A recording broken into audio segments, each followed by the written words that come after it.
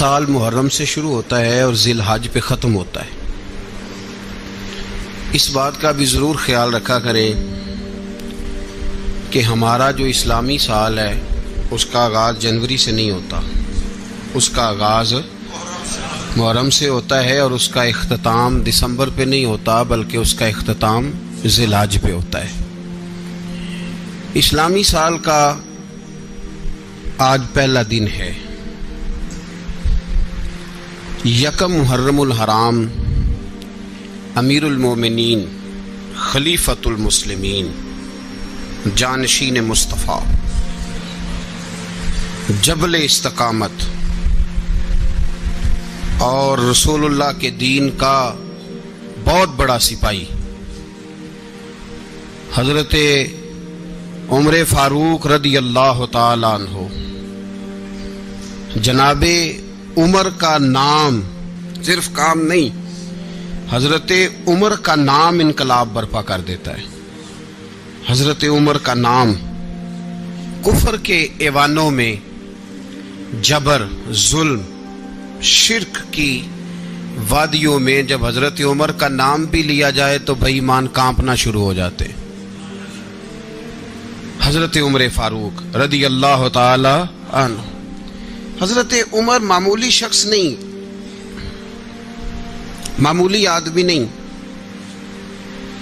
کچھ لوگ صدیوں کے بعد پیدا ہوتے ہیں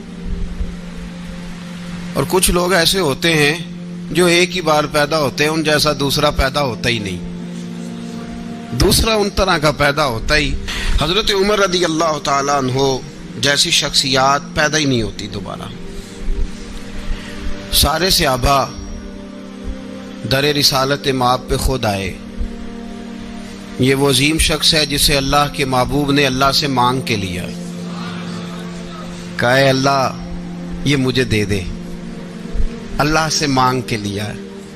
اس لیے صوفیاء کہتے ہیں کچھ مرید ہوتے ہیں کچھ مراد ہوتے ہیں، کچھ مرید ہوتے ہیں کچھ مراد ہوتے ہیں۔ مرید وہ ہوتا ہے جو چل کے آتا ہے، آ کے مرید ہوتا ہے۔ مراد وہ ہوتا ہے جسے کہا جاتا ہے کہ یہ کبھی میرا بن جائے نا، یہ کبھی آ جائے نا، میرا بن جائے، اس کو مراد کہتے ہیں۔ حضرت عمر مصطفیٰ کریم کی مراد ہیں، حضور کی مراد ہے۔ اللہم اعز الاسلام بے اسلام عمر ابن خطاب، اے اللہ اسلام کو عزت دے دے، میرے عمر کو کلمہ پڑھنے کی توفیق عطا فرما دے۔ اور کیسے دعا مانگی؟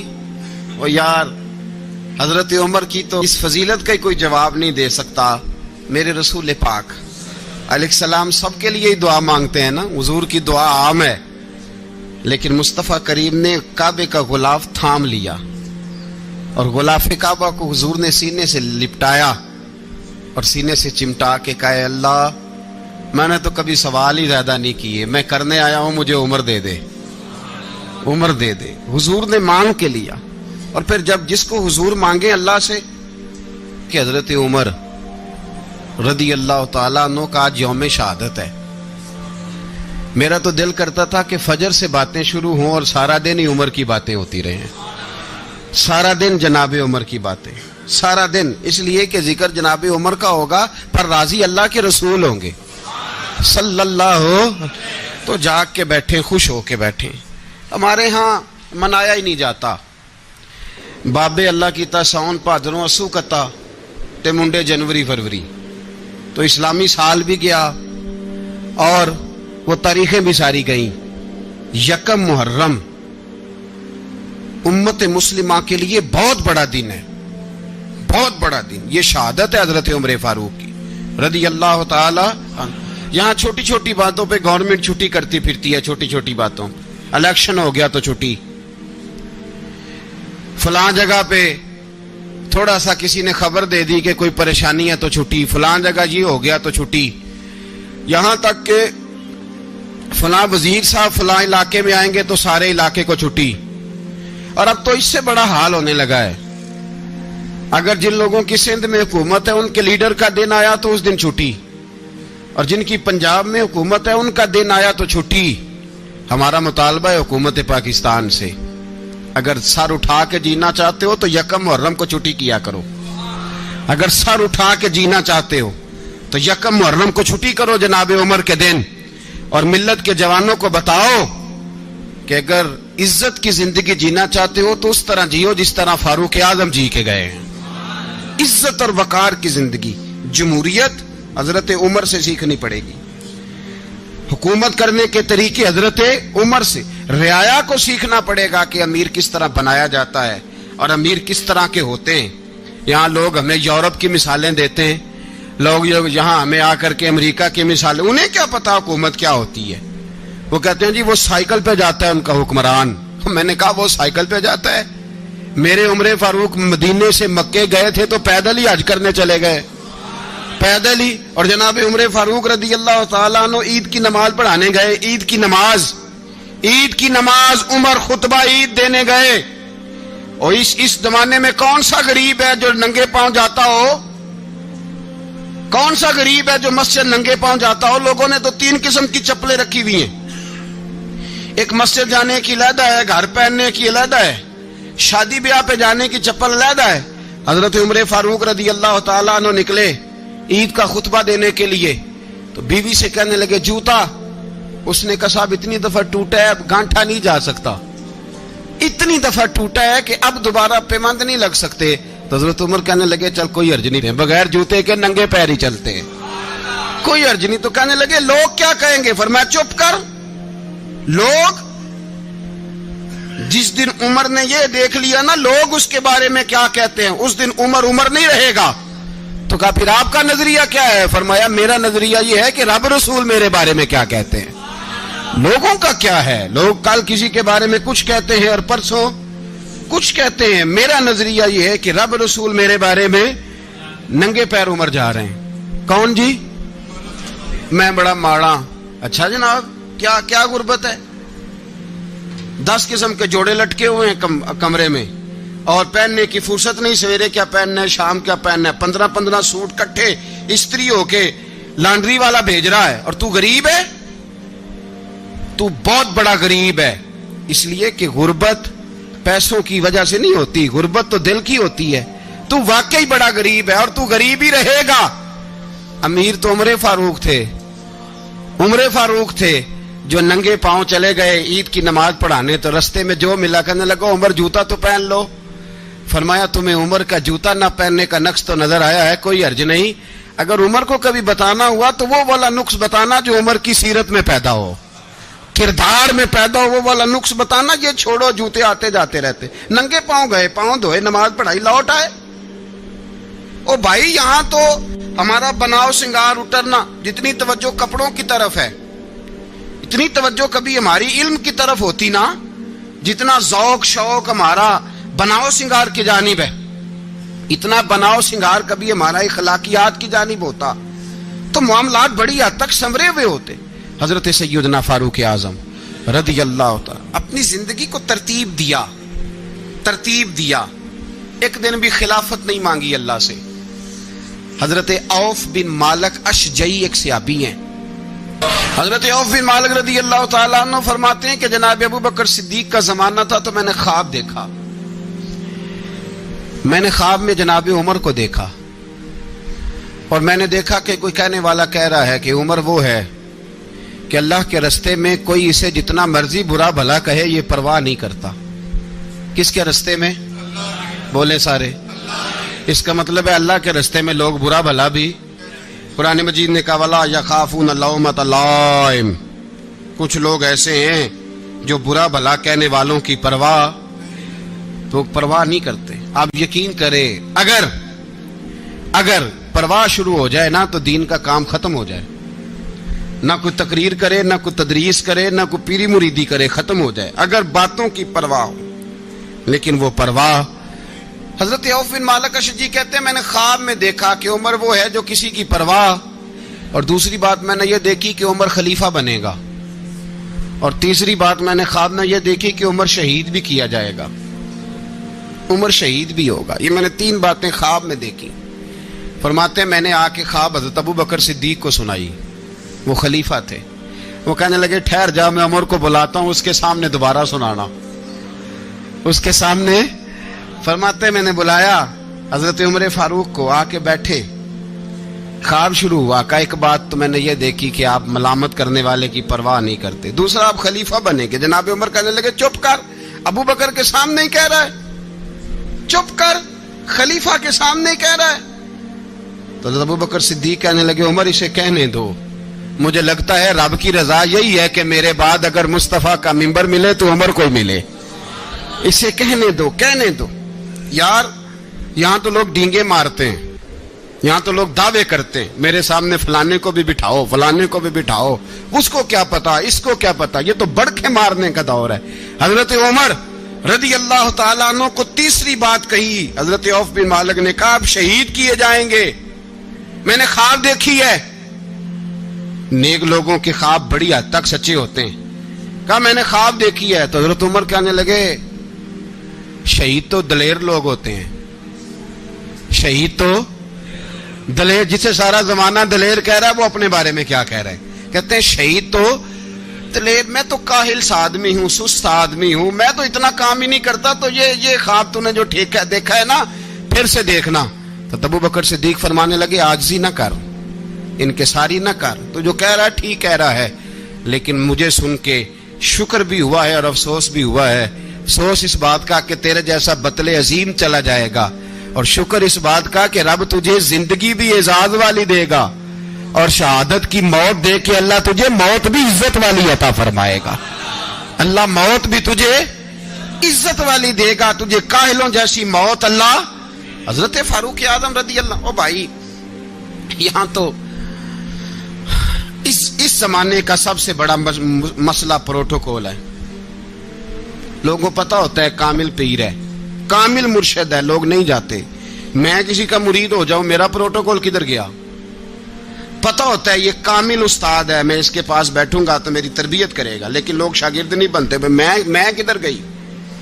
ये जो प्रोटोकॉल की मुसीबत है ना, इसने बड़े बड़े लोग जीरो कर दिए, बड़े बड़े लोग। और ये मत समझे कि आपका वजीर आजम प्रोटोकॉल लेता है या आपका सदर प्रोटोकॉल, वुज़ारा, ऐसी कोई बात नहीं। हम छोटे तबके से लेकर बड़े सारे प्रोटोकॉल के कायल हैं। हमारा तो दामाद भी कहता है कि मुझे पूछा नहीं मैं तुम्हारे घर क्यों आऊं। हमारा तो भाई हर शख्स ऐलान करता है प्रोटोकॉल का, फलाने ने इज्जत नहीं दी तो वापस आ जाओ, फलाने ने सलूट नहीं किया तो वापस आ जाओ। लोग जहां सलूट करना चाहिए वहां भी सलूट कराने के कायल हैं। पर हजरत उमर रदी अल्लाह ताला, हजरत उमर की सादगी और फिर जनाब उमर की आजिज़ी, जब इंसान अपने ऊपर सवार कर लेता है ना, सवार कर लेता है, मैं बदकार पुराना खादम, किसे दर मिली नी टोई, इते वासफ यार ने नजर जो की थी ते वासफ वासफ ही हो। मैं अक्सर सोचता हूं, हुजूर ने जहां भी कहा ना, फरमाया मेरे बाद नबी होते तो खताब के बेटे उमर होते। हुजूर ने फरमाया उमर जिस रास्ते से जाता है शैतान वो रास्ता बदल जाता है। नबी पाक सल्लल्लाहु अलैहि वसल्लम ने फरमाया मेरा उमर वो है कि इसकी जुबान पर हक जारी है। हुजूर अलैहिस्सलाम ने फरमाया 950 साल हजरत जिब्रील मेरे उमर की शान बयान करें तो इनकी अजमत खत्म नहीं होती। 950 साल जिब्रील अजमत बयान करे तो खत्म नहीं होती। ये बात है हजरत उमर की। और फरमाया उमर अबू बकर की नेकियों में से एक नेकी है, ये शान है अब उमर फारूक रदी अल्लाह ताला अन्हु की। हुजूर ने फरमाया मेरे बाद नबी होते तो उमर होते, जिस गली से उमर आए शैतान रास्ता बदल जाए। मेरे उमर फारूक की शान 950 साल बयान हो तो खत्म ना हो। उमर की जुबान पर अल्लाह हक बयान करता है, जो उमर कहता है वही रब कर देता है। हुजूर सारी जिंदगी फजीलतें बयान करते रहे, उमर जवाब में क्या कहते हैं?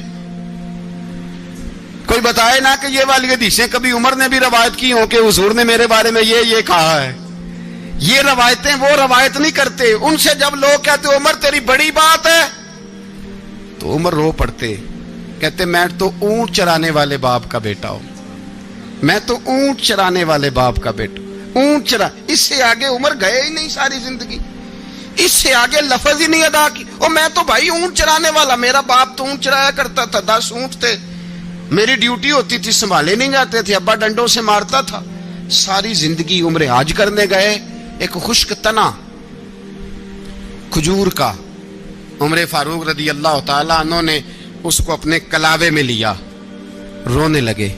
لوگوں نے کہا عمر کیا ہوا؟ فرمانے لگے یہاں میں اونٹ چرایا کرتا تھا، یہاں میں اونٹ چراتا تھا، 10 اونٹ سنبھالے نہیں جاتے تھے۔ دیکھو رسول اللہ کی شان، آج ساری امت چلانے کا طریقہ عطا فرما دیا ہے، ساری نظریے سے پیار۔ یار پیسہ کس کو برا لگتا ہے؟ آپ جس آدمی کی 50 کروڑ کی پراپرٹی ہے اس کو پوچھیں سب سے غریب، آپ کو وہی نظر آئے گا، وہ کہے گا میں ٹائٹ ہوں۔ حالات بڑے، میں کئی باری پوچھے انہوں نے، میں کہتا ترجمہ بھی 10 چھڑوں کی، ہمیں تو سمجھ نہیں آتی، اور ٹائٹ حالات کون سے ہوتے ہیں جی؟ جس آدمی کا کروڑوں میں کاروبار ہے نا، اس کو آپ چھیڑے وہ رونے لگ جائے گا، رونے۔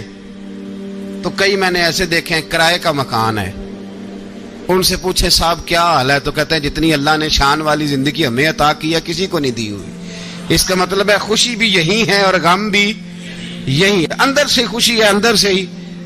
تو نے اگر راضی رہنا ہے تو ادھر سے رہنا ہے، ناراض رہنا ہے تو بس اپنے آپ کو خوش رکھے گا تو ہو جائے گا۔ سارے صحابہ مل کے آئے، کہنے لگے عمر فاروق سے کہنا ہے نبی پاک کے زمانے میں تو ظاہراً غربت تھی، ابو بکر کے دور میں بھی غربت تھی، اب تو بڑا محال ہے، عمر سے سفارش کرو کہ عمر نیا کرتا پہنا کرے۔ ملکوں کے سفیر آتے، عمر وہی پھٹی پرانی چادر اوڑھ کے اور وہی کئی جگہ پہ پیوند لگے سوٹ پہن کے سفیروں کے سامنے بیٹھ جاتا ہے۔ عمر کو مشورہ دو، طے ہو گئی بات۔ سب نے جب مشورہ دے لیا تو سارے کہنے لگے یہ بتاؤ شیر کی مونچھ کو ہاتھ کون لگائے گا؟ کہنا کس نے ہے؟ بندہ بھی تو ڈھونڈو نا۔ نے کہا جناب میرا یہ خیال ہے کہ مولا علی شیر خدا کہیں گے، کیونکہ جس شخص کی عمر کو سب سے زیادہ حیا کرتے دیکھا وہ شیر خدا مولا علی ہے رضی اللہ تعالی علی کہیں گے۔ اس لیے کہ جناب علی تو کئی دفعہ جب گفتگو کرتے تھے تو حضرت عمر چپ کر جاتے تھے اور فرماتے تھے علی نہ ہوتا تو میں ہلاک ہو جاتا۔ تو کہا علی سے کہو۔ جناب علی شیر خدا کو بلایا، کس کام کے لیے جی؟ اللہ اکبر۔ یہ ذرا اپنے اس دور پہ اس بات کو ذرا لاکا جناب ان سے کہیں کہ زیادہ نہیں، ایک کرتا نیا پہن لے، سفیر آتے ہیں وزیر آتے ہیں تو ایک کرتا نیا پہن لے۔ حضرت علی کو بلایا، آپ فرمانے لگے کوئی اور بات ہوتی تو میں کہہ دیتا، یہ والی میں نہیں کہہ سکتا، کوئی اور ہوتی تو میں عمر کو کئی دفعہ کہہ دیتا ہوں، جلال میں بھی تو سن، یہ والی میں نہیں کہہ سکتا، میں تمہیں ایک مشورہ دیتا ہوں۔ کہا وہ کیا؟ کہنے لگے سیدہ عائشہ صدیقہ سے کہو، وہ مومنوں کی ماں ہیں، عمر ٹالے گا نہیں۔ اماں جی سے جا کے کہا اماں جی نیا کرتا عمر سے کہیں پہن لیں، وزیر آتے ہیں بڑے بڑے لوگ تو چلو کوئی حرج نہیں۔ اماں جی نے کہا اچھا کوئی بات نہیں میں بلا لیتی ہوں۔ جناب عائشہ نے پیغام بھیجا، جب خادم نے کہا نا مصطفیٰ کے گھر سے پیغام آیا ہے تو 20 لوگ بیٹھے تھے، عمر کانپتے ہوئے اٹھے، کانپتے دوڑے۔ حضرت عائشہ پردے میں تھی تو فرماتی ہیں عمر اتحیات کی حالت میں بیٹھ گئے۔ کہا اماں جی دیر تو نہیں ہو گئی مجھے آنے میں؟ کہا نہیں ٹائم پہ آ گئے ہو، کس لیے بلایا تھا؟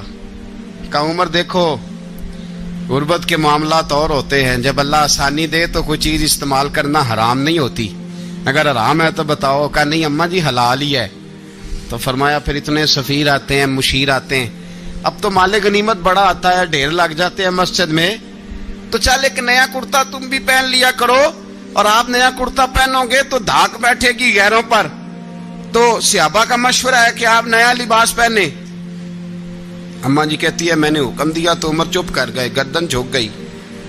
تھوڑی دیر کے بعد سیدنا عمر فاروق نے سر اٹھایا تو داڑھی پہ آنسو گر رہے تھے، رو پڑے، کہنے لگے پاک محبوب کی پاک بیوی جیسے حکم کرتی ہو میں حاضر ہوں، پر مجھے وہ والا لباس پہنانا جو میرے مصطفیٰ نے پسند فرمایا ہے، اگر یہ رنگ رسول پاک کا ہے تو میں حاضر ہوں، اور اگر نبی پاک کا نہیں تو پھر جیسے آپ حکم کریں۔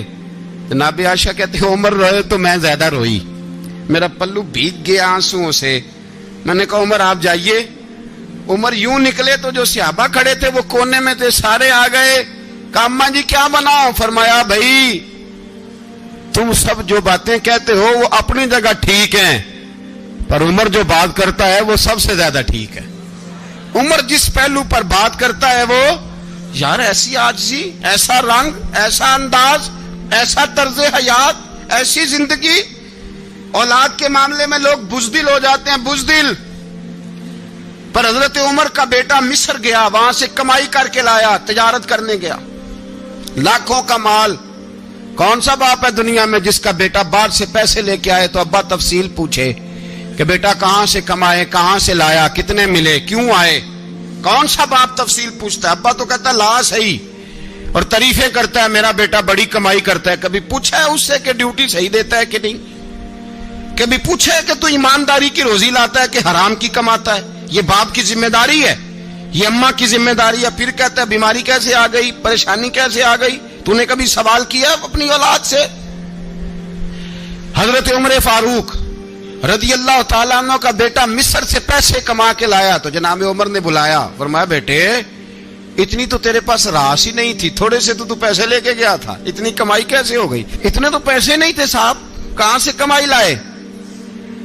اس نے کہا ابا جی وہ جو میرے چچا ہے نا مصر کے گورنر، آپ کے دوست، انہوں نے میری مدد کی ہے. فرمایا جتنے لوگ گئے تھے سب کی ہے مدد اس نے؟ کہا نہیں صرف میری کی. فرمایا تیری کیوں کی؟ تیری کیوں کی؟ کہا حضور آپ کے دوست ہیں. فرمایا چپ کر، حضور انہوں نے مجھے اتنے پیسے دیے، میں نے کاروبار میں ڈالے تو نفع آیا تو میں ان کی رقم دے کے. فرمایا خاموش ہو جا، باقی جتنے لوگ گئے تھے سب کی مدد کی اس نے؟ کہا نہیں حضور صرف میری کی. فرمایا اس نے تیری مدد نہیں کی، اس نے خلیفہ کے بیٹے کی مدد کی، اس لیے کہ وہ خلیفہ کو اپنے حق میں نرم کر سکے. فرمایا آدھا مال تیرا ہے، آدھا مال غنیمت کا ہے، مال خزانہ کا ہے، مسلمانوں کا ہے، اس لیے کہ تو جو وہاں سے مال کما کے لایا ہے وہ اپنے باپ کے خلیفہ ہونے کی وجہ سے کما کے لایا ہے، لہذا رکھ ادھر. یہاں کہتے ہیں کدھر سے آیا، کیسے آیا، کون سا حساب دیں، کیا کریں؟ او بھائی حضرت عمر رضی اللہ تعالیٰ عنہ کا اپنی اولاد کے بارے میں یہ رنگ ہے. ایک جنگ سے نا خوشبو آئی، خوشبو بڑی مہنگی ہوتی تھی، عرب میں خوشبو آج بھی بڑی مہنگی ہے، وہ زیادہ استعمال کرتے ہیں. میری باتوں کی سمجھ آ رہی ہے میرے بھائیوں؟ بڑی مہنگی خوشبو تھی. جب وہ خوشبو آئی تو حضرت عمر نے کہا، گھر میں پہلے پہنچی حضرت عمر کے، چونکہ زیادہ عورتیں استعمال کرتی تھی گھر کے اندر خوشبو، مرد بھی لگاتے تھے. حضرت عمر نے اپنی بیوی سے کہا، آپ کی زوجہ تو تھی وہ بڑی خوشبو کو پسند کرتی تھی. حضرت عمر نے اپنی زوجہ سے کہا کہ خوشبو لاؤ، میں نے ایک عورت کی ڈیوٹی لگائی ہے، وہ خوشبو تول کے نا تو حصہ برابر صحابہ میں بانٹ دے گی. تو آپ کی زوجہ کہنے لگی کسی بی بی کی ڈیوٹی لگانے کی کیا ضرورت تھی، میں جو موجود تھی میں بانٹ دیتی ہوں تول کے حصہ برابر. آپ نے فرمایا نہیں تو رہنے دے، اور فلانی بی بی بانٹے گی.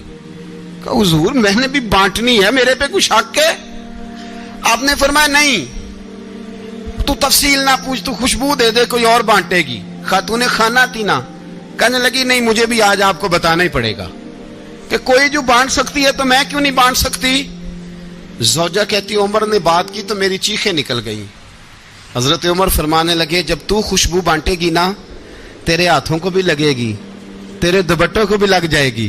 اگر رب کریم نے مجھ سے سوال پوچھا کہ عمر خوشبو تو مسلمانوں کی تھی، تیری بیوی کے دوپٹے کو کیوں لگ گئی، تو میں اللہ کے حضور کیا جواب دوں گا؟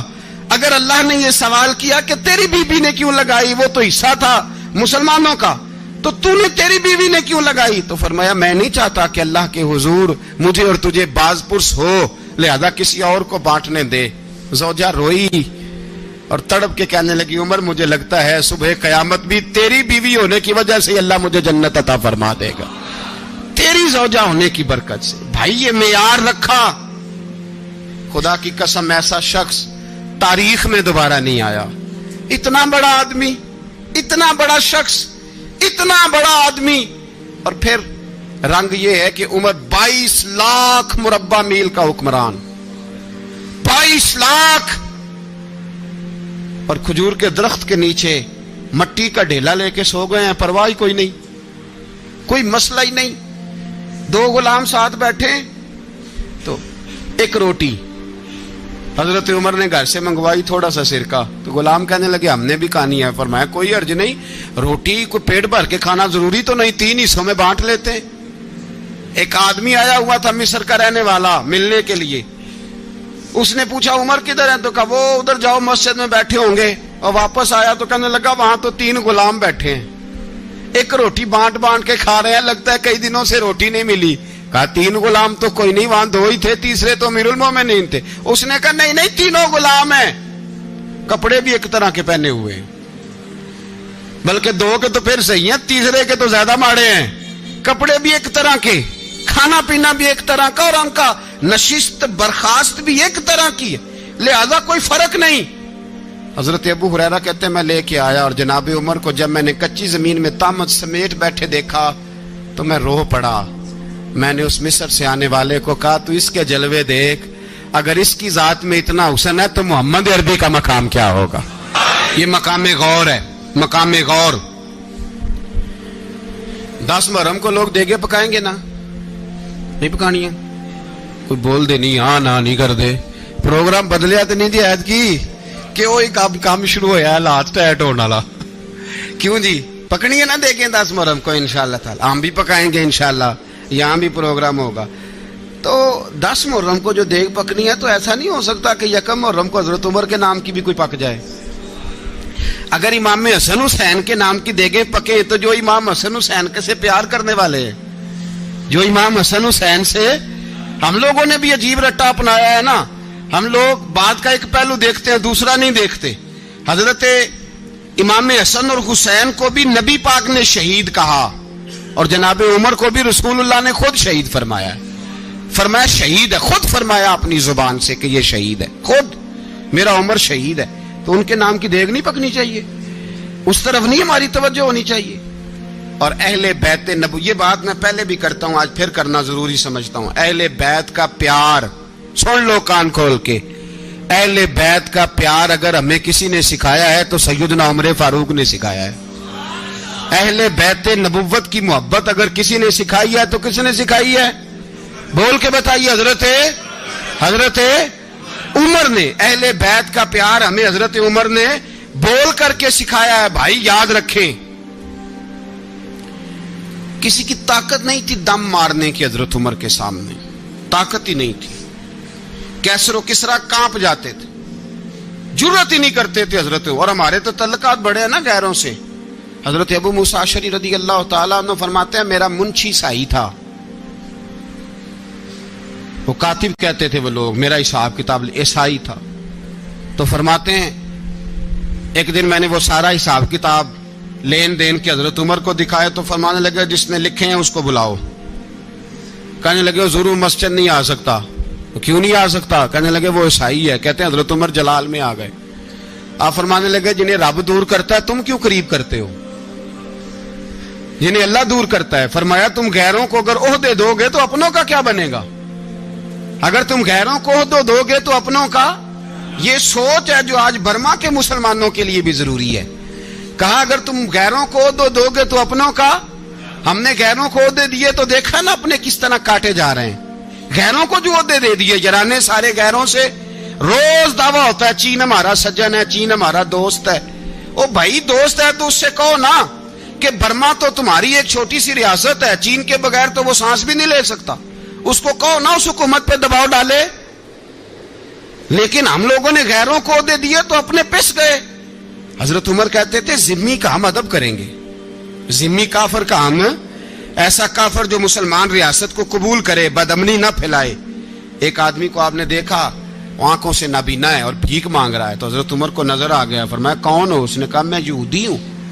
فرمایا بھیک کیوں مانگتے ہو؟ کہا جب تک تندرست تھا مسلمانوں کو جزیہ دیتا تھا, بوڑھا ہو گیا ہوں کیا کروں. حضرت عمر نے گھوڑے کی پشت پہ بٹھایا کافر کو, گھوڑے کی پشت پہ بٹھایا اور بٹھا کے مدینے لائے. حضرت علی شیر خدا وزیر خزانہ تھے. فرمایا علی اس کا وظیفہ جاری کرو. کہا یہ کون ہے؟ فرمایا یہ یہودی ہے لیکن یہ ہمیں جزیہ دیتا رہا, بوڑھا ہو گیا بیچارہ, بھیک مانگنے پہ مجبور ہے, ہماری حکومت کے اندر رہتا ہے, اس کا پورا وظیفہ جتنا خرچہ اتنا وظیفہ لگاؤ.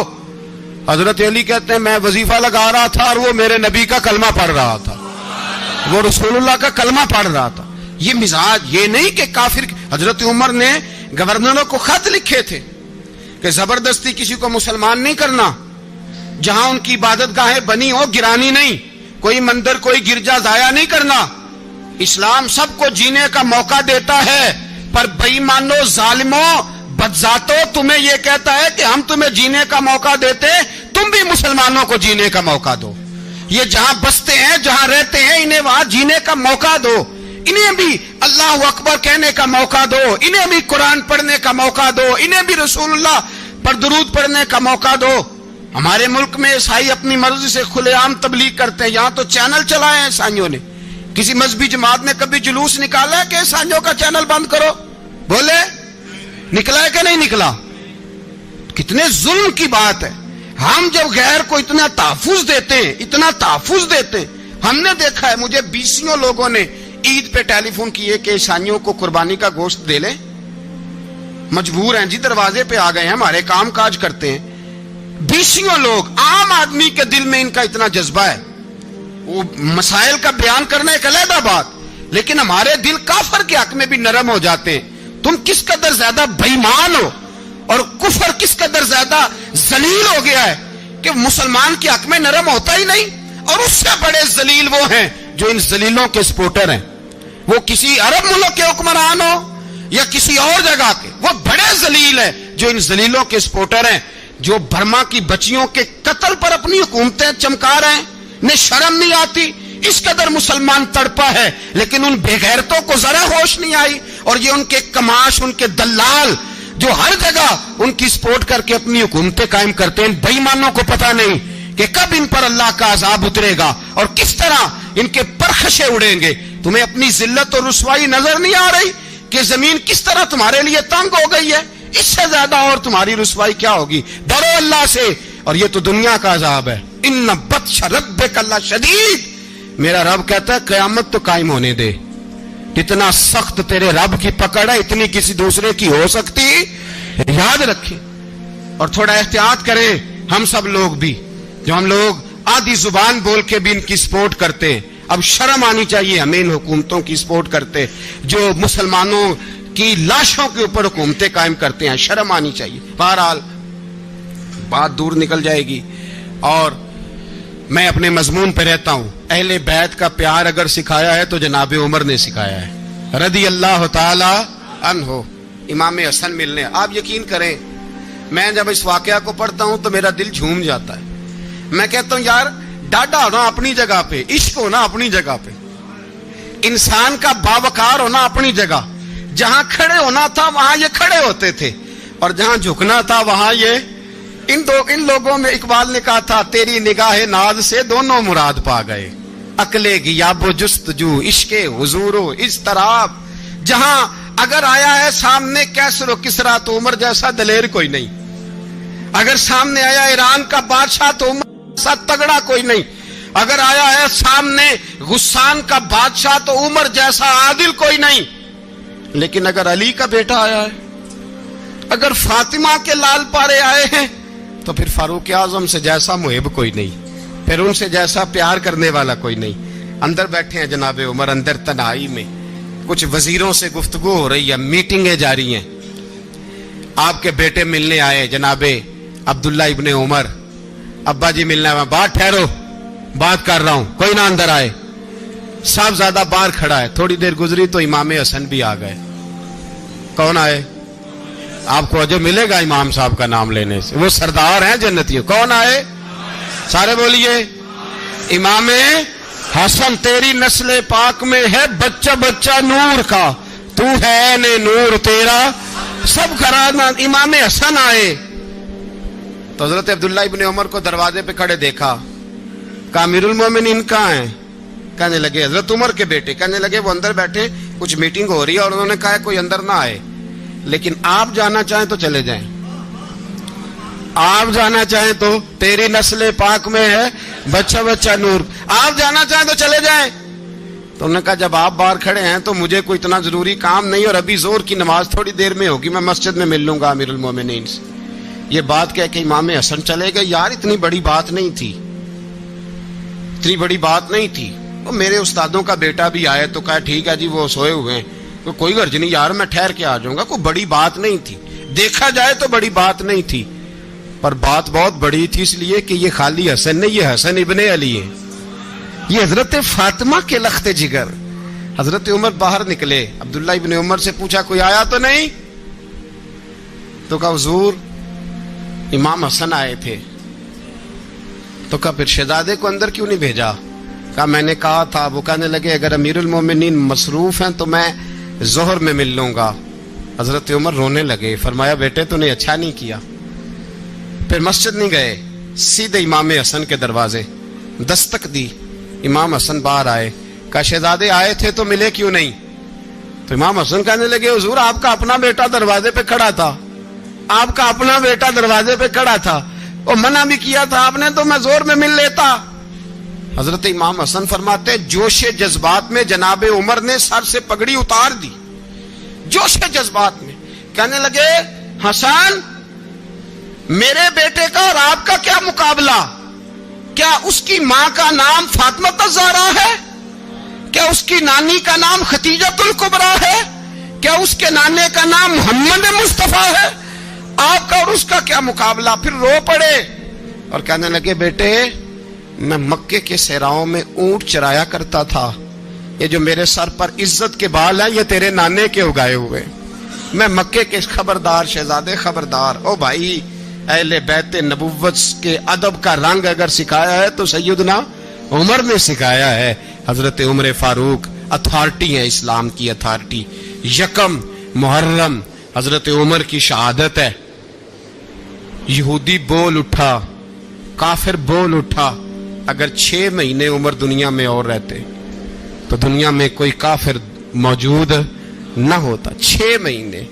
اور جب اس بطل جلیل کا جنازہ اٹھا, اللہ بخاری پڑھیے نا, اللہم ارزقنا شہادت فی سبیلک, اللہ بسترے کی موت نہ دینا, شہادت کی دینا. عمر شہید ہوئے, مسجد نبوی میں نماز پڑھاتے, اور جب جنازہ اٹھا تو مدینے کا پھر پیچھے جو دلیر بچے وہ مولا علی تھے. مولا علی, جناب عمر کا جنازہ اٹھا تو سب سے پہلی ہائے جو نکلی وہ حضرت علی کی زبان سے نکلی, اور حضرت علی کی ساری داڑھی آنسوؤں سے بھر گئی. لوگوں نے کہا کہ علی کیا ہوا؟ فرمانے لگے تم دیکھ نہیں رہے جنازہ کس کا اٹھا ہے, پلٹ کے دیکھو تو صحیح, تم پتہ نہیں ہے کون گیا ہے. کہ حضور کیا ہوا؟ آپ فرمانے لگے عمر اس طرح کے کام کر کے گیا ہے, اب ان کے رستوں پہ کون چلے گا؟ کون اس کے جگر راہ وفا میں؟ میں نقش ایسے چھوڑ آیا ہوں, میں جس منزل سے گزرا ہوں وہ اب تک یاد کرتی ہے. حضرت علی حضرت عمر کے جنازے پہ کھڑے ہو کے کہتے ہیں اللہ مجھے اس طرح کے عمل کرنے کی توفیق دے جس طرح کے عمر کر کے گیا. میرے بھائی بطل عزیز, بطل حریت حضرت عمر رضی اللہ تعالیٰ عنہ جو اپنی زندگی انقلاب والی گزار کے گئے. عمر جب دنیا سے گئے تو 80 دینار کا قرضہ تھا, 22 لاکھ مربع میل کا حکمران. اور اپنے بیٹے سے کہنے لگے بیٹے کوشش کرنا تیرے خاندان والے مل کے میرا قرضہ اتار دے, میری قبر پہ بوجھ نہ رہے, اور اگر خاندان والے مدد نہ کریں تو میرے دوستوں سے بات کرنا, وہ مدد نہ کریں تو پھر علی سے بات کرنا. ان کا پیار آپس میں اتنا, اور تو اختلاف ثابت کر رہا ہے. 80 دینار کا قرضہ چھوڑ کر حضرت عمر دنیا سے گئے, اور جاتی دفعہ کہہ گئے میرے بعد میرے بچوں کو حکومت کے مشورے میں بھی شامل نہ کرنا, حکومت کے مشورے میں بھی میری اولاد شامل نہ ہو. اتنا بڑا شخص اتنا بڑا رنگ دے کے یکم محرم کو جب عمر فاروق کا وصال ہوا تو بیٹے سے کہنے لگے اماں عائشہ سے جا کے کہو میرا بھی نبی پاک کے روزے میں دفن ہونے کو دل کرتا ہے. ایک قبر کی جگہ ہے اماں جی نے اپنے لیے رکھی ہے, بخاری ہے بخاری. حضرت عائشہ کے پاس صاحبزادے گئے, کہنے لگے اماں جی عمر کو زخم لگ گیا ہے, حالت بڑی پریشانی والی ہے. وہ کہتے ہیں اگر اماں اجازت دیں. سید عائشہ رو پڑی, فرمانے لگی کہ اپنی قبر کی جگہ تو نہیں نہ کسی کو دیتا, پر عمر نے کمال ہی بڑا کیا. اسے کہو جاؤ گنبد خضرا میں قیامت تک جو مصطفیٰ پہ اور ابو بکر پہ سلام پڑے گا وہ تجھ پہ بھی سلام پڑھ کے جائے گا, جاؤ میں نے جگہ دی. اعلیٰ حضرت فاضل بریلوی رحمت اللہ علیہ فرماتے ہیں وہ عمر جس کے آداب شیدہ شکر, اس خدا دوست حضرت پہ لاکھوں سلام, اس خدا دوست حضرت پہ. آپ یقین کریں منبر پہ بیٹھا ہوں، حضرت عمر کا جب نام لیتا ہوں تو میرے وجود کے رونگٹے کھڑے ہو جاتے ہیں۔ حضرت عمر کی زندگی جب پڑھتا ہوں تو لگتا ہے خدایا ایسے شخص بھی دنیا میں آئے، ایسے لوگ۔ عزیز دوستو، بزرگوں اور بھائیوں، امیر المومنین، خلیفۃ المسلمین، مراد مصطفیٰ صلی اللہ تعالی علیہ وسلم، حضرت سیدنا عمر فاروق رضی اللہ تعالیٰ عنہ کو 26 ذی الحج کو زخم لگا تھا، قاتلانہ حملہ آپ پر کیا گیا تھا، اور یکم محرم الحرام کو اسلام کے اس بطل جلیل، اس قائد، اس لیڈر اور دنیا اسلام پر اپنی سیرت کے انمٹ نقوش چھوڑنے والے اس خوبصورت انسان نے دنیا سے پردہ فرمایا۔ حضرت عمر فاروق رضی اللہ تعالیٰ عنہ ان لوگوں میں سے ہیں جو ابن الوقت نہیں ہوتے، ابو الوقت ہوتے، جو وقت کے مطابق نہیں بدلتے بلکہ وقت کو اپنے مطابق بدل دیا کرتے ہیں۔ یہ وہ لوگ تھے کہ دین ان کا اوڑھنا بچھونا تھا، ان کا چلنا پھرنا دین تھا، ان کا ہنسنا اور رونا دین تھا۔ انہیں علم الیقین سے لے کر عین الیقین تک ایک خاص مقام اللہ نے عطا کر دیا تھا، تو بس پھر یہ سمجھ گئے تھے کہ دین ہی زندگی ہے، دین ہی روح ہے، اور دین ہی ہماری اصل ہے۔ نبی کریم صلی اللہ تعالیٰ علیہ وسلم نے فرمایا کہ میں نے خواب دیکھا ہے، کچھ لوگوں کو میں نے قمیضیں پہنے ہوئے دیکھا، کچھ کی قمیضیں ناف تک تھیں، کچھ کی پیٹ تک تھیں، اور کچھ کی گھٹنوں تک تھیں۔ عمر میں نے تمہیں بھی دیکھا ہے، تمہاری قمیض تو پیروں سے ٹکرا رہی تھی۔ تو حضرت عمر کہنے لگے حضور خواب کوئی دیکھتا ہے، تعبیر کوئی بتاتا ہے، پر یہاں کمال یہ ہے کہ خواب بھی آپ نے بتایا ہے، تعبیر بھی آپ ہی بتائیں گے۔ حضور پھر بتا دیں اس خواب کی تعبیر کیا ہے؟ تو حضور نے فرمایا تعبیر یہ ہے کہ کسی کا دین ناف تک، کسی کا گھٹنوں تک، کسی کا پیٹ تک، اور عمر تو سارا ہی دین میں لپٹا ہوا ہے، تو سارا ہی دیندار ہے، سارا ہی۔ حضرت عمر فاروق رضی اللہ تعالیٰ عنہ آئیڈیل ہیں، ایک ہیرو ہیں۔ ان کی زندگی کے درجنوں پہلو ہیں، ہر سال ہم ایک پہلو بیان کر دیتے ہیں، کبھی عدل و انصاف پہ بات کر لیتے ہیں، کبھی نظام حکومت پر۔ ان کی زندگی کا ایک پہلو آج بھی ہماری گفتگو کا عنوان رہے گا، پر حضرت عمر کا مرتبہ اور مقام یہ ہے کہ نبی کریم علیہ السلام نے فرمایا کہ جبریل امین 950 سال میرے عمر کی شان بیان کریں تو عمر کی شان ختم نہیں ہوتی۔ 950 سال اگر حضرت جبریل بھی بیان کریں تو یہ مقام ہے سیدنا فاروق اعظم کا۔ اللہ تبارک و تعالیٰ نے جس طرح سارے نبیوں میں شان حضور کو عطا فرمائی، اسی طرح تمام نبیوں کے حواریوں میں سب سے زیادہ شان حضور کے غلاموں کو عطا فرمائی۔ قرآن مجید میں اللہ کریم نے فرمایا یا ایھا الذین آمنوا قوا انفسکم واہلیکم نارا، فرمایا اے ایمان والو خود بھی جہنم کی آگ سے بچو اور اپنے گھر والوں کو بھی دوزخ کی آگ سے بچاؤ۔ خود بھی بچو اور اپنے گھر والوں کو بھی۔ ہماری ساری نصیحتیں باہر والوں کے لیے، باہر ہمیں بہت بڑا لیکچر بھی دینا پڑے تو چلتا ہے، بہت بڑی داستان سرائی بھی کرنی پڑے تو چلتی ہے۔ سٹیٹس اور معیار یہ ہے کہ سارا کچھ باہر والوں کے لیے، اور گھر کے وہ پھول جن کی آبیاری بھی ہم نے کرنی تھی، کوئی جڑی بوٹیاں اگ گئیں تو وہ کاٹنی بھی ہم نے خود تھی، دھوپ اور چھاؤں کا خیال بھی ہم نے رکھنا تھا، وہاں ہماری نظر نہیں ہوتی۔ پڑوسی کے بچے کیا کر رہے ہیں یہ سارا پتہ ہوتا ہے، اور میرے گھر میں کیا گل کھل رہے ہیں اس کی مجھے خبر نہیں ہوتی۔ حضرت عمر فاروق نے جب یہ آیت نازل ہوئی تو فوراً عرض کیا یا رسول اللہ صلی اللہ علیہ وسلم اس کا کیا مطلب ہے کہ خود بھی دوزخ کی آگ سے بچو اور اپنے گھر والوں کو بھی بچاؤ؟ تو نبی کریم علیہ السلام نے فرمایا عمر اس کا مطلب یہ ہے کہ جن چیزوں کا اللہ رسول تمہیں حکم دیتے ہیں تم اپنے گھر والوں کو ان چیزوں کا حکم دو، اور جن چیزوں سے اللہ رسول تمہیں منع کرتے ہیں تم اپنے گھر والوں کو بھی ان چیزوں سے منع کرو۔ حضرت عمر فاروق کی زندگی میں جو چیز آپ کو بہت زیادہ ملے گی نا وہ یہ ہے کہ آپ نے جتنا کڑا احتساب محاسبہ باہر والوں کا کیا ہے نا اس سے زیادہ بڑھ کے اپنا اور اپنے گھر والوں کا کیا ہے۔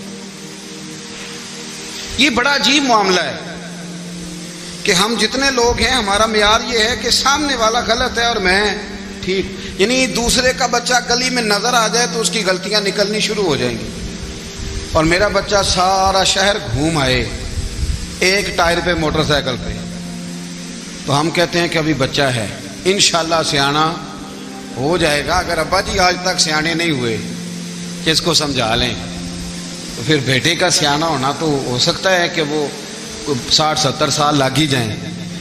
گھر کے اندر جب تک توجہ نہیں ہوتی اور سب سے پہلے جب تک اپنی ذات پر توجہ نہیں ہوتی، میں کہا کرتا ہوں کہ باہر لیکچر چلتا ہے گھر میں عمل چلتا ہے، لیکچر باہر چلتا ہے گھر کے اندر عمل چلے گا۔ باہر تو آپ نے کہہ دیا نماز پڑھا کرو، ختم ہو گئی بات، لیکن گھر میں بچے نماز تب پڑھیں گے جب ان کے والد نماز پڑھیں گے۔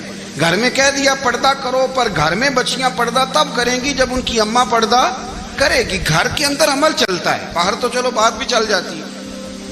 تو والد کا جب تک کردار بچے نہیں دیکھتے جب تک اتنی دیر تک ان کا تبدیل ہونا ممکن نہیں ہوتا۔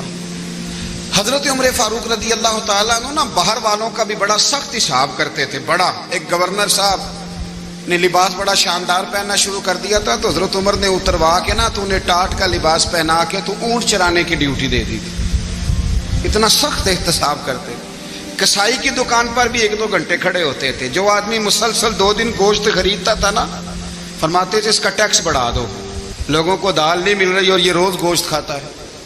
حضرت فاروق اعظم اس کو جزیہ کہا جاتا تھا یا کچھ اور معاملات ہوتے تو بڑھا دیتے تھے۔ مسلسل جو 2 دن آدمی گوشت کھاتا تھا فرماتے تھے مدینے میں غربت ہے، اگر یہ والا نظام تم کرو گے تو غریب لوگ کس کی طرف دیکھیں گے۔ لیکن اس سے زیادہ بڑھ کر جو ان کی زندگی کا معیار اور سٹیٹس تھا وہ یہ تھا کہ اپنے گھر کا خاص خیال رکھتے، خاص توجہ کرتے۔ ملک شام سے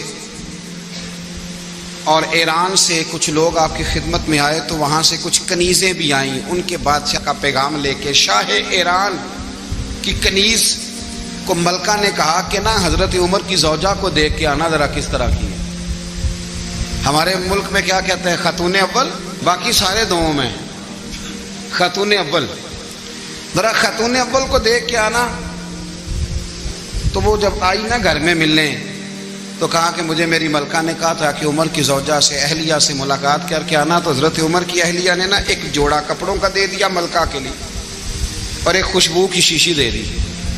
اب جب وہ تحفے وہاں گئے تو اس ملکہ نے نا کچھ سونے کا سامان بھیجا، کچھ زیورات بھیجے، کچھ تحائف بھیجے۔ جب حضرت عمر کے گھر آئے نا وہ خادم لے کے آیا، اس نے کہا جی آپ کی اہلیہ نے تحفے بھیجے تھے، تو جواب میں شاہ ایران کی بیوی نے یہاں جس ملک کا وہ سفیر تھا انہوں نے بھی یہ بھیجے۔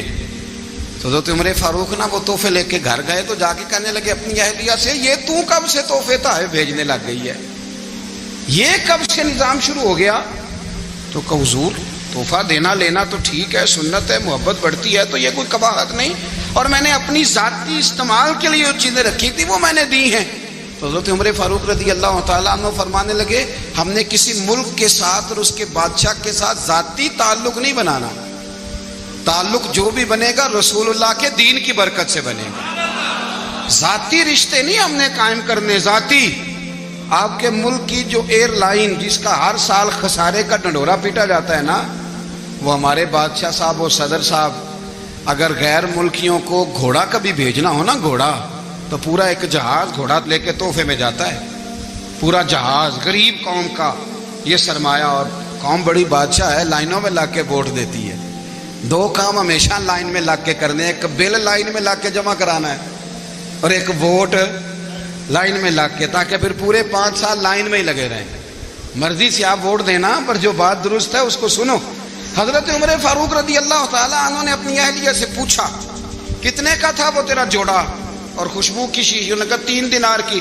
فرمایا یہ 3 دینار تیرے اور باقی جو تحفے آئے ہیں وہ تو خود کہہ، چونکہ اس نے تیرے نام بھیجے ہیں، تو کہہ کہ میں مال غنیمت میں دیتی ہوں، تو کہہ میں مسلمانوں کو کہہ۔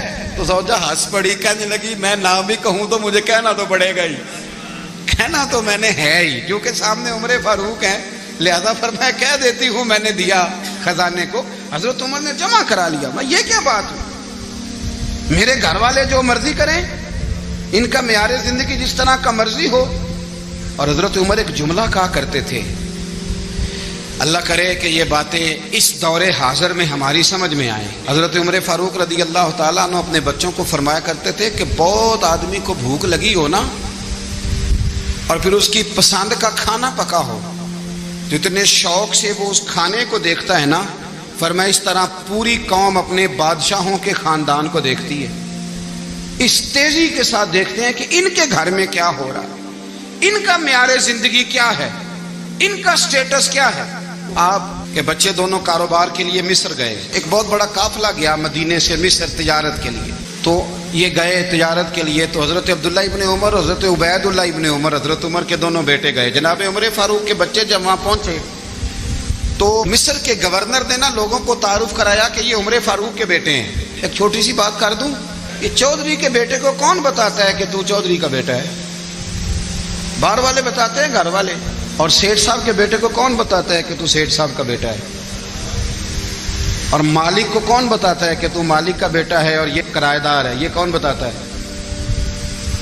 یہ سوچ ہم دیتے ہیں بچوں کو، چودھری اور کمی کی سوچ، امیر اور غریب کی سوچ، مالک اور کرایہ دار کی سوچ، گھر کے مالک کی اور کام کرنے والے کی سوچ، یہ ہم دیتے ہیں۔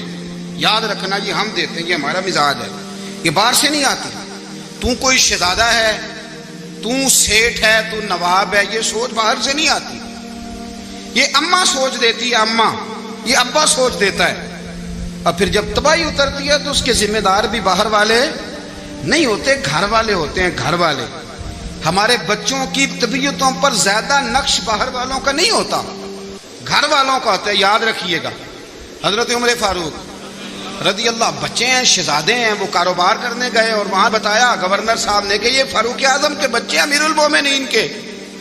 لوگوں نے ان سے زیادہ مال خریدا، تجارت میں زیادہ نفع ہوا، ظاہر ہے کہ وہ آپ کے جو اللہ خیر کرے حکمران ہیں، ان کے کاروبار کتنے ملکوں میں ہیں، کس بنیاد پر ہیں؟ وہ صرف اس بنیاد پر کہ وہ حکمران رہے، ان کے لیے آسان تھا بڑے لوگوں سے تعلقات بنانا۔ حضرت عمر فاروق رضی اللہ تعالیٰ عنہ کے بچے ڈھیروں مال کما کے جب واپس آئے نا، تو حضرت عمر سے آ کے بچوں نے بطور محبت کا، ابا جی اللہ نے بڑا ہی فضل کیا ہے، بڑا مال کمایا الحمدللہ، یہ دیکھیں کتنا نوازا ہے۔ تو حضرت عمر کہنے لگے سارے قافلے نے اتنا ہی کمایا ہے؟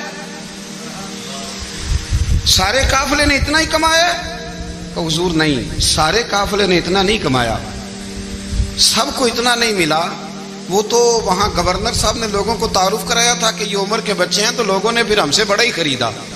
تو حضرت عمر فرمانے لگے ٹھیک ہو گیا، میں بات سمجھ گیا، اس طرح کرو جو تمہاری اصل زر تھی نا، جو راز تھی، وہ رکھ لو اور باقی سارا مال خزانہ میں جمع کرا دو، اس لیے کہ یہ تم نے تجارت نہیں کی، یہ تم نے اپنے باپ کا نام بیچا ہے، یہ تم نے امیر المومنین کے بیٹے ہونے کا فائدہ اٹھایا ہے۔ فرمایا یہ تمہارا نہیں حق، یہ مسلمانوں کا ہے، اس لیے کہ یہ مال تم نے محنت سے نہیں کمایا، یہ باپ کی کرسی کا فائدہ اٹھایا ہے۔ اور فرمایا اگر تم نے مال جمع نہ کرایا تو میں مال بھی لے لوں گا زبردستی اور کوڑے بھی ماروں گا، ڈبل سزا دوں گا، مرضی سے جمع کراؤ گے تو کوڑوں سے بچ جاؤ گے۔ بڑے بیٹے نے تو جمع کرا دیا، تو چھوٹا تھوڑا پریشان ہوا، تو حضرت عبداللہ ابن عمر چھوٹے بھائی کا ماتھا چوم کے کہنے لگے بیٹے چپ کر کے جمع کرا، یہاں بھی فخر کر کے ہم عمر کے بیٹے ہیں، اور قیامت میں بھی فخر کریں گے کہ ہم فاروق اعظم کے بیٹے ہیں، یہاں بھی ناز کریں گے اور وہاں بھی ناز کریں گے کہ عمر کے بچے ہیں۔ ہمارے باپ نے خود بھی حلال ہی کھایا ہے، اور جب ہماری کمانے کی باری آئی ہے تو ہمیں حکم بھی حلال کھانے کا دیا۔ بھائی ہمارا مزاج دے، بچہ جب لے کے آتا ہے 2 لاکھ روپیہ تو کبھی پوچھا کہاں سے آیا ہے؟ جب وہ پہلے دن غلط دوستوں کے پاس جا کے بیٹھتا ہے تو کبھی نکالا گھر سے اسے؟ یہ بہت سارے خمیازے ہمیں اس لیے بھگتنے پڑتے ہیں کہ ہم ابتدا میں سوراخ بند نہیں کرتے. جب اس میں شگاف پڑ جاتا ہے, سیلاب آتا ہے, تو ہمیں ہوش آتی ہے. حضرت عمر نے اپنے گھر میں نگرانی رکھی, کڑی نگرانی. زیادہ نماز گھر میں پڑھتے تھے حضرت عمر, نفلی نمازیں زیادہ کیوں بلا. میرے اساتذہ مجھے حکم دیتے تھے کہ فرض نماز کے علاوہ نمازیں گھر میں پڑھنا, بچوں کو عادت پڑے گی, ذوق پیدا ہوگا, ان کو پتہ چلے گا کہ ہمارے گھر میں 5 وقت کوئی اور کام بھی ہوتا ہے. بھائی یاد رکھیں کہ آپ نے اگر سجدہ کرنا ہے تو بچہ لیٹ جائے گا, اسے پتہ کوئی نہیں سجدہ کیا ہے. لیکن جب گھر میں کبھی قرآن ابا جی کھول لینا, میں اکثر کہتا ہوں جب ابا جی کا موڈ بن جائے نا لیکچر دینے کا, وہ گھر میں شروع ہو جاتے ہیں, کہتے ہیں آپ لوگ نماز نہیں پڑھتے اس لیے میرے کاروبار میں برکت کوئی نہیں, تم سویرے قرآن پاک نہیں کھولتے تو میں تباہ ہو گیا. تو میاں آپ نے کب گھر میں قرآن پاک کھولا تھا؟ آپ نے کب نماز پڑھی؟ آپ نے کب گھر کے اندر اللہ رسول کا ذکر کیا تھا؟ آپ نے کب حدیث چھیڑی؟ آپ نے بھی تو گھر کے اندر جب بھی آپ آئے ہیں تو آپ نے وہی کچھ کیا جو دنیا دار کرتے ہیں. آپ بھی تو اپنا موبائل لے کے الگ کونے میں بیٹھ گئے. آپ نے بھی تو کہا ہے کہ اب تمہارے چینل ختم, اب میری مرضی والا چلے گا. تو جو آپ نے کیا ہے بچے بھی وہی کام کریں گے. آپ نے بھی گپ شپ لگائی ہے تو وہ بھی لگا رہے ہیں. یہ سمجھ لیں جو کام آپ کریں گے آپ اپنے بچوں کی سیرت میں اس کا جلوہ دیکھ لیں گے. بڑی پکی سی بات ہے کہ آپ کو بچے کی عادتیں دیکھ کے سمجھ آ جائے گی کہ میں بھی یہی کرتا تھا اور یہ بھی. حضرت عمر فاروق رضی اللہ تعالیٰ عنہ وصال فرما گئے, تو آپ کے وصال کے بعد حضرت عثمان غنی رضی اللہ تعالیٰ عنہ نے آپ کی ایک بیوہ سے نکاح کیا. حضرت عمر کی ایک بیوہ سے جب وہ آپ کے نکاح میں آئی تو کہنے لگی حضرت عثمان غنی سے کہ حضور نہ تو میں خوبصورت ہوں اور نہ میں جوان ہوں, نہ آپ کی کوئی خدمت کر سکتی ہوں, میرے ساتھ نکاح کرنا سمجھ میں نہیں آیا. کیا شاندار جواب دیا حضرت عثمان غنی نے, کیا خوبصورت جواب دیا. فرمانے لگے میں نے اس لیے نکاح نہیں کیا کہ مجھے تمہارے حسن سے دلچسپی تھی یا تمہاری خدمت کی ضرورت تھی, میں نے تو اس لیے نکاح کیا ہے کہ مجھے بتاؤ عمر فاروق گھر کے اندر اپنے رب کی عبادت کس طرح کرتے تھے, وہ قرآن پاک کس طرح پڑھتے تھے, وہ رویا کیسے کرتے تھے, استغفار کا طریقہ کیا, کس وقت کس انداز میں وہ اپنے رب کو یاد کرتے تھے. اس لیے کہ عمر کئی دفعہ گھر سے آتا تھا تو میں اس کے چہرے پر نور دیکھا کرتا تھا, میں روشنی دیکھتا تھا, ایک معیار دیکھتا تھا. نکاح اس لیے کیا ہے کہ مجھے عمر کی جو گھر کے اندر کی عبادت ہے اس سے آگاہ کرو, تاکہ عثمان غنی بھی چاہتے ہیں اس طرح کے عمل کرو جس طرح کہ عمر فاروق کر کے گئے. بھائی جب تک ہم اپنے گھر میں وہ توجہ نہیں دیں گے, وہ مزاج دیکھیں نا, ہمارے گھروں میں جب نقشہ پاس ہوتا ہے تو ٹی وی لان بھی اس میں ہوتا ہے, ڈرائنگ روم بھی ہوتا ہے, نماز کی جگہ بھی ہوتی ہے نقشے میں. صحابہ جب گھر بناتے تھے تو ایک مسجد بیت کا نقشہ پاس کرتے تھے, ذہن میں رکھتے تھے کہ یہ کونا نماز کے لیے, وہاں جوتے لے کے کوئی نہیں جائے گا, وہاں نماز پڑھی جاتی تھی, عورتیں وہاں اعتکاف کرتی تھی. ٹی وی لان تو آ گیا ہے اور گھر کے اندر ٹی وی رکھنے کے لیے تو ایک کمرہ الگ سے بنا دیا گیا ہے, اور اب جو نئے نقشے پاس ہو رہے ہیں اس کے اندر گھروں کے اندر جگہ بنائی گئی ہے جہاں کمپیوٹر رکھے جائیں, اور بچوں کے لیے وائرنگ ہوگی نیچے تاکہ انہیں کوئی مشکل درپیش نہ ہو. یہ ساری چیزیں ہم نے نہانے کے لیے گھروں کے اندر اتنے بڑے واش روم بنائے ہیں کہ لگتا یہ ہے کہ سوائے نہانے کے اور کام ہی نہیں کوئی گھر میں ہوگا. ہر چیز آ گئی, پر اللہ کرے کوئی تفسیر بھی ٹیبل پہ پڑی نظر آئے, کوئی حدیث کی کتاب بھی ٹیبل پہ پڑی نظر آئے. اللہ کرے کہ جس طرح ابا لطیفہ سن کے آتا ہے تو جب تک سنا نہ لے اسے ہضم نہیں ہوتا, اللہ کرے کہ وہ جمعے میں بیان سن کے جائے تو اس کا بھی دل کرے میں اپنے بچوں کو سناؤں. وہ نبی پاک کی کوئی حدیث کہیں سے سنے تو گھر جا کے سنائے. جب تک یہ معیار نہیں بنتا آپ کیسے توقع کرتے ہیں کہ گھر کے اندر اللہ کی رحمتیں نازل ہوں گی؟ آپ یہ کیسے توقع کرتے ہیں کہ گھر کے اندر وہ معیار اور وہ مزاج بنے گا؟ حضرت عمر فاروق نے ذاتی زندگی پر جو توجہ دی, گھر والوں کے معیار پر جو توجہ دی حضرت عمر فاروق رضی اللہ تعالیٰ عنہ نے, وہ بھی بڑی دیدنی ہے. حضرت ابو موسیٰ اشعری کو نا آپ نے وزیر خزانہ بنایا تھا, تو حضرت ابو موسیٰ اشعری کہتے ہیں کہ حضرت عمر کو شیخ خزانے میں رہنے تو دیتے نہیں تھے. ایک دن نا میں صفائی کر رہا تھا اس کمرے کی جس میں خزانہ رہتا تھا. ہمارے تو ملک میں جو جاتا ہے وہ صفائی کر کے ہی جاتا ہے, اللہ خیر کرے. اور خیر معیار بدلتا ہے, جو پچھلی حکومت ہوتی ہے وہ قرضہ اٹھاتی ہے, وہ باہر سے جاتی ہے تو قرضہ لے کے آتی, اور جو نہیں آتی ہے وہ کہتی ہے ہمیں پیکج مل گیا ہے. وہ قرضہ نہیں اٹھاتے, ان کو کیا ملتا ہے, یعنی پچھلی نے قرضہ لیا تھا اور ہم نے, واہ جی واہ کیا خوبصورت انداز ہے. اس کا نام بدل کے نا انہوں نے قرضہ لیا تھا اور ہم نے، میں کہا بڑے شاندار سیانے بندے ہو گئی. حضرت سیدنا ابو موسیٰ اشعری کہتے ہیں کہ میں نے نا مال غنیمت کی صفائی کی تو 1 دینار مجھے نا کہیں پڑا ہوا مل گیا. تو فرماتے ہمیں اجازت ہوتی تھی کہ 1 دینار ہم اپنی مرضی سے کہیں خرچ کر سکتے تھے. اگر آپ ناراض نہ ہوں تو ہمارے ہاں جب چیئرمین صاحب، ناظم صاحب ٹھیکے دیتے ہیں تو ٹھیکیدار ان کا چھوٹا بھائی ہوتا ہے یا چچا کا بیٹا ہوتا ہے یا خالہ کا بیٹا ہوتا ہے. وہ خود ناظم ہوتے ہیں اور ان کا چھوٹا بھائی ٹھیکیدار ہوتا ہے. یعنی وہ نا سارا کچھ گھر کے اندر ہی رہتا ہے. گھر کے اندر ایک پیسہ دیتا ہے، دوسرا واپس اس کو واپس کر دیتا ہے. گھر کے اندر ہی. اب تو خیر ہمارے لوگ سمجھدار ہو گئے. ایک بندہ ایک سیاسی جماعت میں ہوتا ہے، دوسرا دوسری میں، اور تیسرا جس کی بھی حکومت آئی، حکومت تو ہماری رہے گی نا. ایک بندہ تو ہے نا اس جماعت. یہ اچھا لوگوں نے ایک طریقہ نکالا ہے. تو حضرت عمر کے بیٹا گزر رہا تھا تو حضرت ابو موسیٰ اشعری کہتے ہیں میں نے صفائی کی تو 1 دینار نکلا.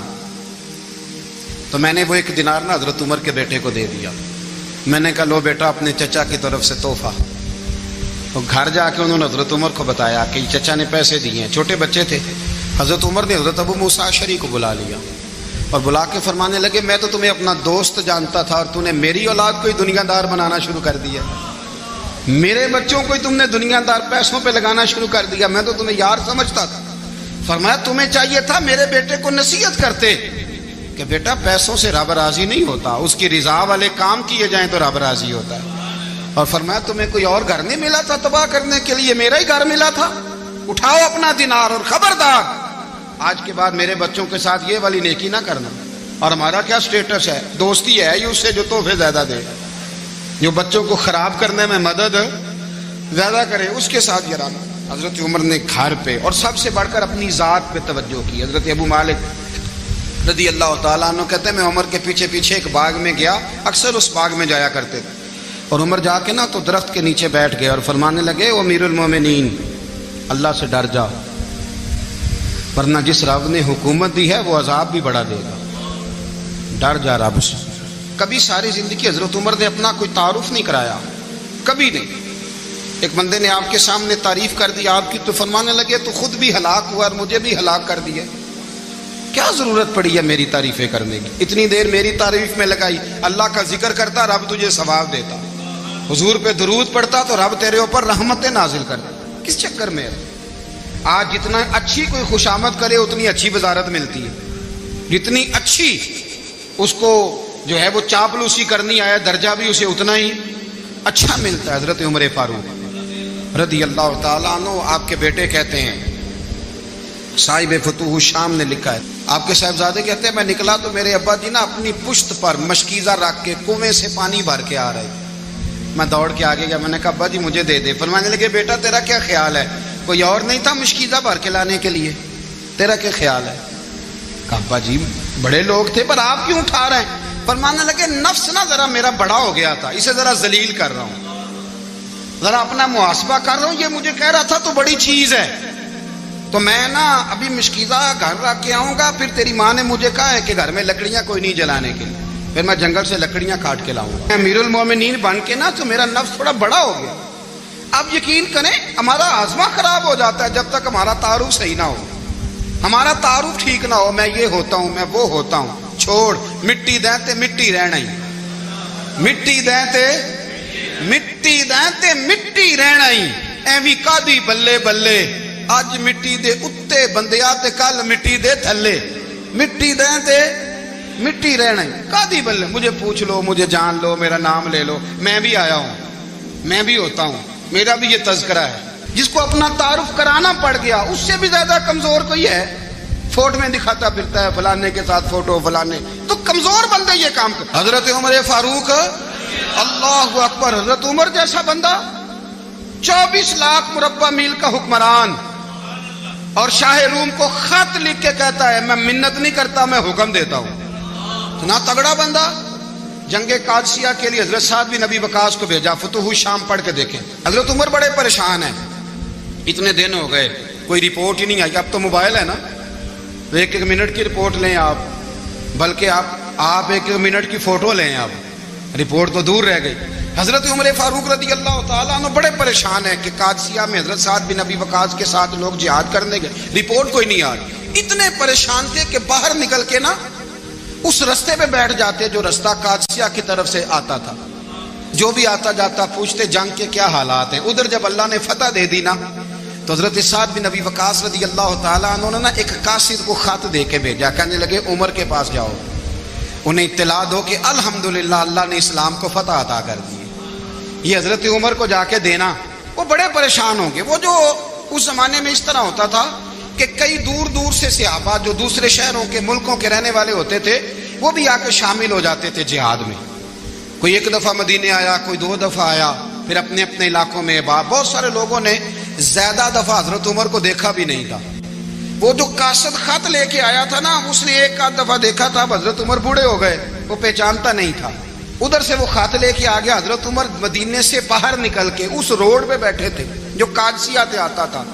جب اس آدمی کو آتے دیکھا تو حضرت عمر اٹھ کے کھڑے ہو گئے، فرمانے لگے قادسیہ سے آ رہے ہو؟ وہ کیا کہتا ہے؟ پھٹے پرانے کپڑے، ٹوٹے ہوئے جوتے، سر پہ پرانی پگڑی، کہنے لگے غلام مدینے کے رہنے والے ہو؟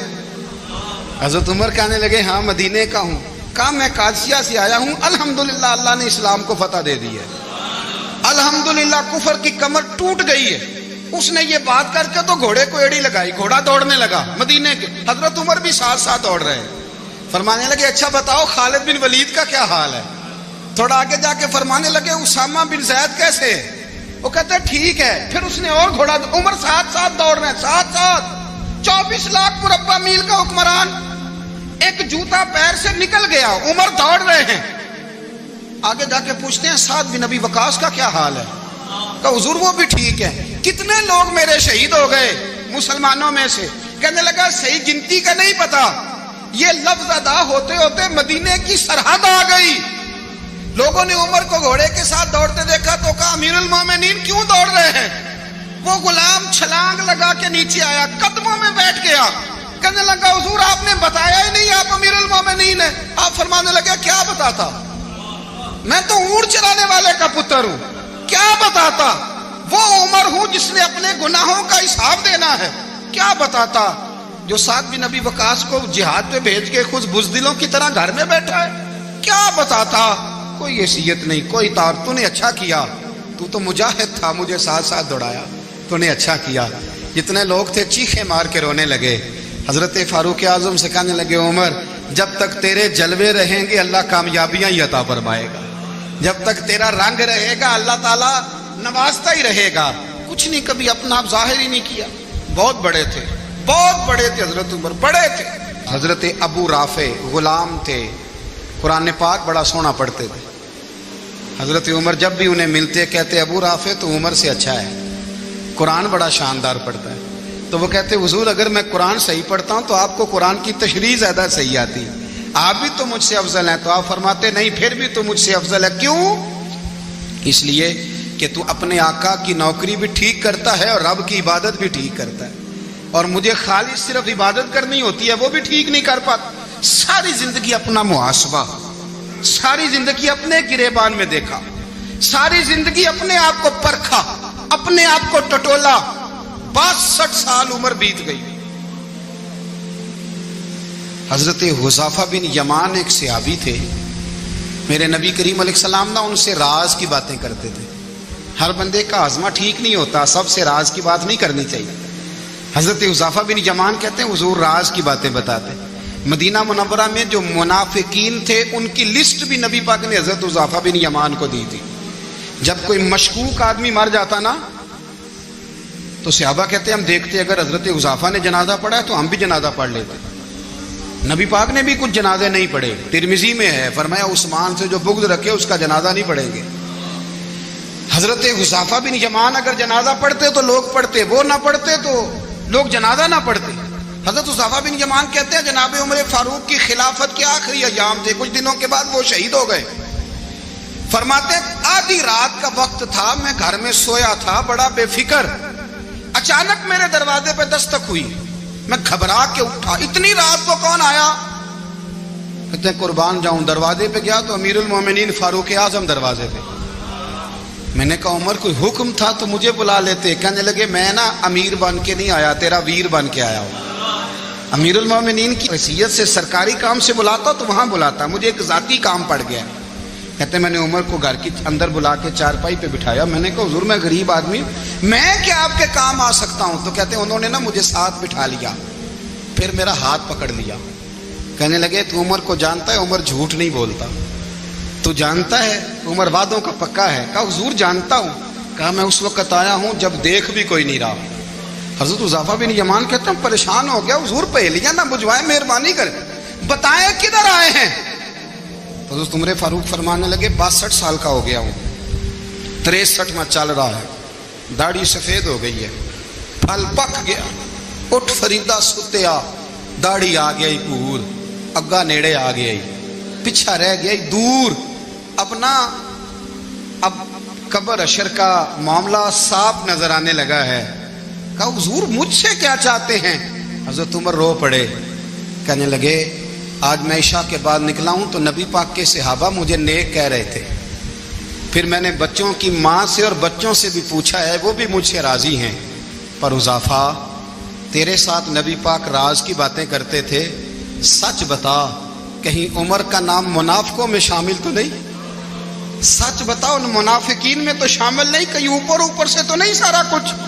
حضرت حذیفہ بن یمان کہتے ہیں میں باپ کے مرنے پہ اتنا نہیں رویا جتنا عمر کے سوال پہ رویا. میں قدموں میں بیٹھ گیا. میں نے کہا نہیں عمر, یہ تو میں نے نہیں سنا, لیکن یہ میں نے نبی پاک سے ضرور سنا ہے کہ میرے بعد اگر کوئی نبی ہوتا تو عمر ابن خطاب ہوتا. یہ میں نے اپنے کانوں سے سنا ہے کہ عمر جس گلی سے گزرے شیطان رستہ بدل جاتا ہے.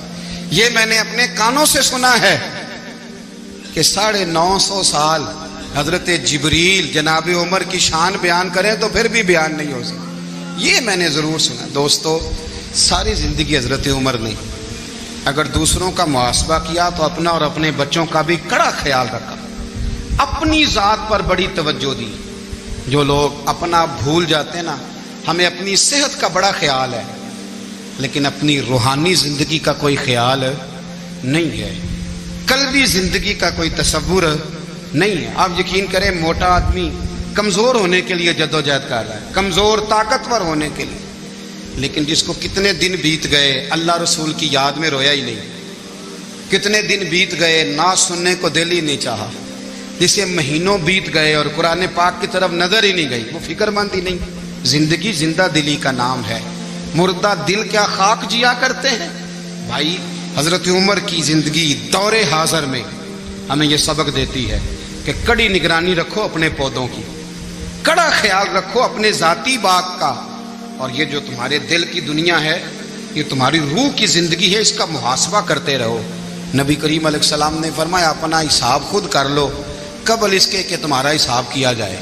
اپنا حساب, ہم ساری دنیا کا حساب کرتے پھرتے ہیں, کوئی کہاں سے کماتا ہے کہاں کھاتا ہے, پر اپنا حساب حضور نے فرمایا حساب کر لو قبل اس سے کہ تمہارا حساب.